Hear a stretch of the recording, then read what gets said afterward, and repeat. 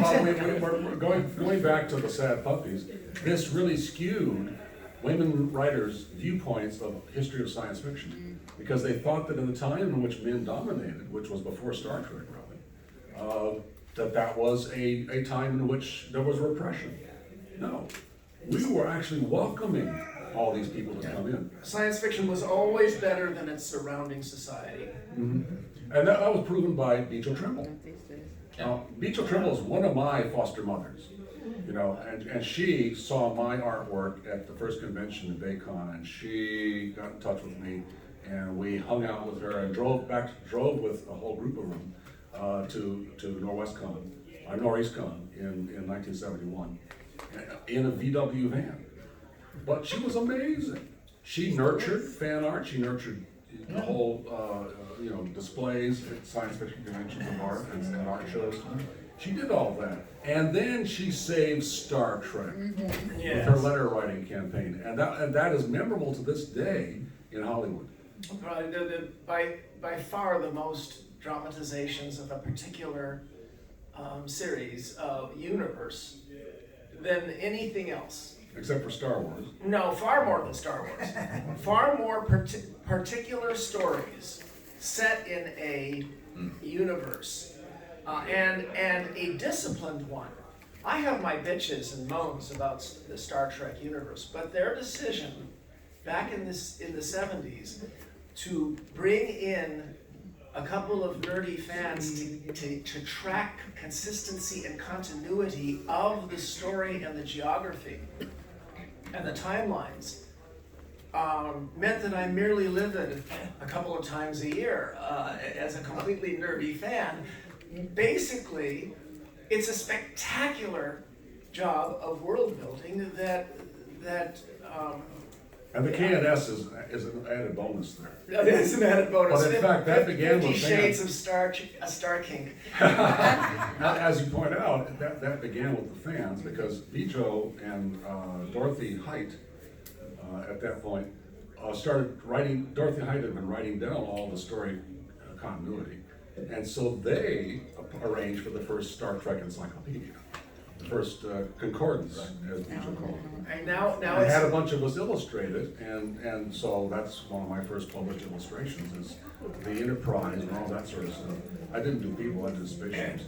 But, you know, that was a good time, and she was there in the 50s, and she was prominent, and she starred in a movie actually with Fritz Leiber, where she plays a genie who comes out of a bottle. And when Fritz, I think it's Fritz mumbles, "Make me a martini," she goes, "Boop, you're a martini."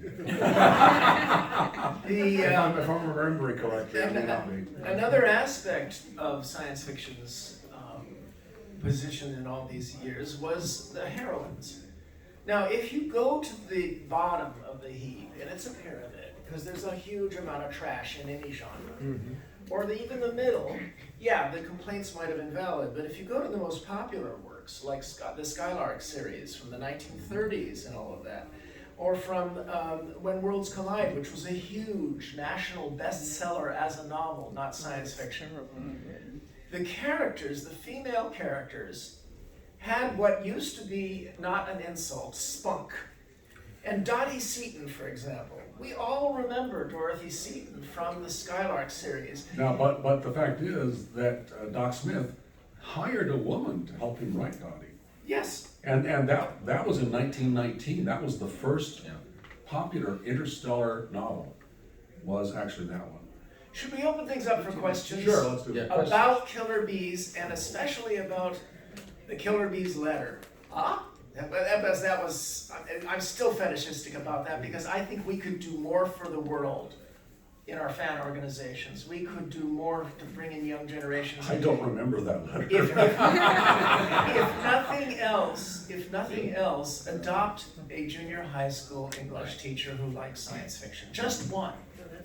Do you think fandom will be moving from physical meetups such as this one and more into an online experience? Well, it is. Oh, of course. We invented the internet. You know, fanzines laid down the structure for the internet, and actually that goes back to the 1900s.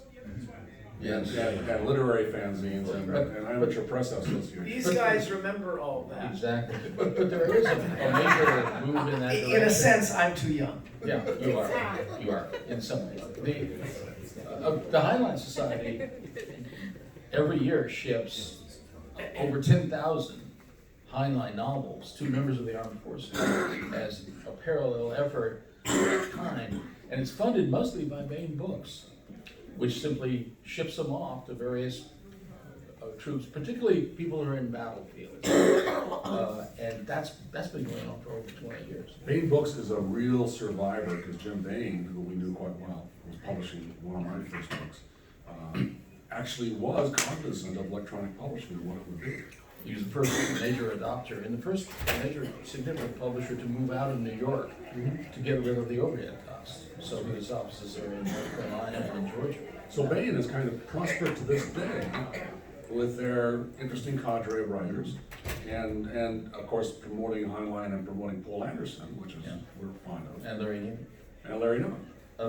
So there are these movements, and the crucial part is spreading books, because I speak as a professor at the University of California at Irvine for the fact that incoming freshmen cannot be usefully thought to have read any particular work of fiction at all these days, except maybe The Color Purple, which for some reason is taught in high schools.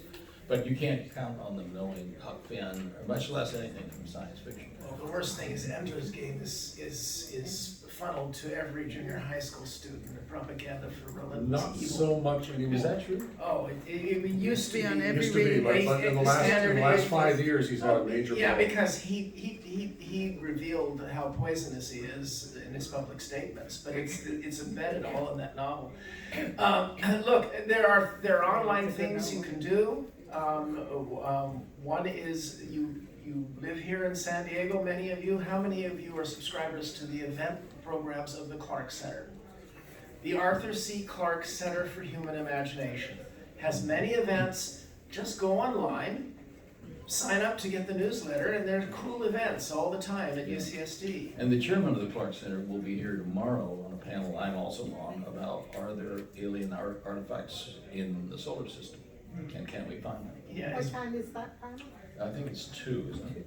and if they let me know if they don't mention my novel existence during that panel. No, it's at 10. Hunt them down and smack them. It's at 10 a.m. for those who get up there. I'm on that one as well. Yeah. There are many other online sites. One that the Clark Center co-sponsored is called TASAT, TASAT, and it's just basically tasat.ucsd.edu. Dot, not at. And there's a story about that. And you'll hear me mention this at all the panels because we need to get a minimum number of nerds on this. And basically what it's about, and we all have consulted from time to time at CIA and different government agencies and all that. What if something weird happened? And mole people from the center of the earth, or arrival type octopi in spaceships, hovering spaceships. They always hover, and that is We've got 1 minute and we need Story about questions. that. a commission. Question. A commission would form, Okay, question. and they have to ask. You know what? I haven't been monopolizing Questions. this. I'll finish the sentence. How do you consult to get all the thought experiments from science fiction that would be pertinent to a particular scenario? So look up TASAT. There's a story about that. I just looked up what it stood Right. for. Yeah. So we have a question? Yes, sir. Yeah, just the Big Bang Theory allowed me to bring my nieces and nephews in. They asked all these questions about science fiction and science. Mhm. And I thought it was a great entry point to have a discussion from one generation to the next. And it sounds like we need something like that to open up more of these discussions. What do you think about that? Good idea. I don't know how to do it though. We are being told to shut down, close up our wing cases, and pupate right now. So we will see you shortly, and thank you for coming by. We have a signing at 3 o'clock. Right now. We're signing, Greg and Greg will be signing for Mysterious Galaxy. And you'll be able